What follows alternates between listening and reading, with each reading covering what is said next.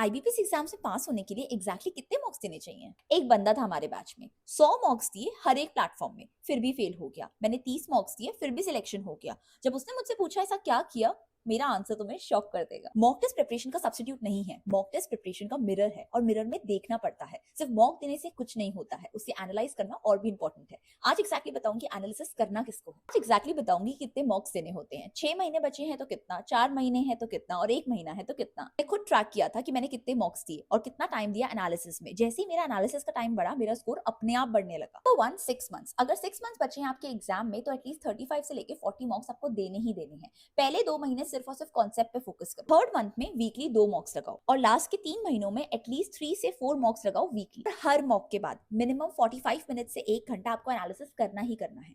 Number 2, अगर 4 महीने बचे हैं, टोटल आपको अराउंड 25 से लेके 30 मॉक्स के अराउंड देना है। इस केस में एटलीस्ट 2 से 3 वीक आप कोई भी मॉक्स मत दो, लेकिन उसके बाद में आपको mock test on a regular basis देना स्टार्ट कर देना है। और इस केस में भी आपको एनालिसिस का टाइम अराउंड 1 घंटा तो रखना ही रखना है। इस केस में ट्राई करो कि पहले के जो 3 महीने रहेंगे उसमें आप एटलीस्ट वीकली 2 से 3 मॉक्स तो दो ही दो, और उसके बाद में जब लास्ट का 1 मंथ रहेगा तो उसके अंदर आपको वीकली एटलीस्ट 4 मॉक्स देने ही देने हैं। नंबर 3, अगर सिर्फ 1 महीना बचा है तो कम से कम 20 से 25 मॉक्स तो देने ही देने हैं। अगर आप सोच रहे हो कि 1 महीने में पढ़ के आपको एग्जाम्स देना है, तो ऑनेस्टली बहुत कम चांसेस होते हैं कि वो क्लियर होगा। नेक्स्ट टू इम्पॉसिबल आप मान सकते हो। बट स्टिल अगर आप चाहते हो कि एक ट्राई दो, तो उस केस में आपको ऑल्टरनेट मॉक्स देने होंगे। एक दिन मॉक दो, फिर एक दिन आप रिविजन करो, फिर नेक्स्ट डे मॉक दो, नेक्स्ट डे रिविजन करो।